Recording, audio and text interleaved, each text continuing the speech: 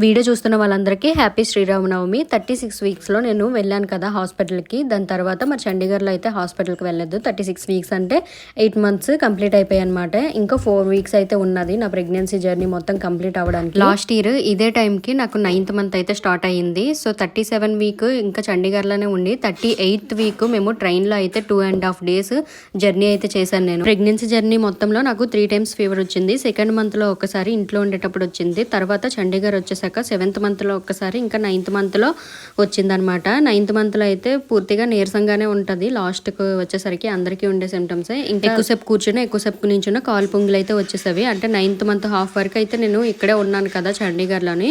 So ఒక్కదాన్ని ఇంట్లో పనులు చేసుకోవడం, అప్పుడప్పుడు మా హస్బెండ్ హెల్ప్ చేసేవారు. కాకపోతే డ్యూటీకి వెళ్ళిపోతారు కదా, ఎప్పుడు ఉండి హెల్ప్ చేయలేదు. నేనైతే 38 వీక్స్ వరకు నా పనులు నేనే చేసుకునేదాన్ని. ఇంట్లో పనులు కూడా అంటే వత్తడం, తుడటం, గిన్నెలు తోముకోవడం అన్నీ చేసుకునేదాన్ని.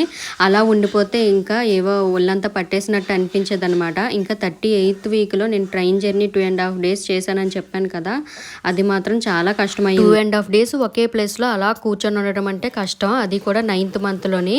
ఇంకా తెలిసిందే ట్రైన్ అలా ఊగుతూ ఉంటుంది. ప్రెగ్నెంట్గా ఉన్న వాళ్ళకి టాయిలెట్ ఎన్నిసార్లు వస్తుందో అందరికీ తెలిసిన విషయం. అలా కదులుతున్న ట్రైన్లో వాష్రూమ్కి వెళ్ళడం అంటే చాలా కష్టం. నాకైతే మా హస్బెండ్ పట్టుకొని తీసుకొని వెళ్ళేవారు. నేను ఒక్కదానైతే ఫుడ్ ఎలాగైనా అడ్జస్ట్ అయిపోతాను. కానీ బేబీ ఉన్నాడు కదా,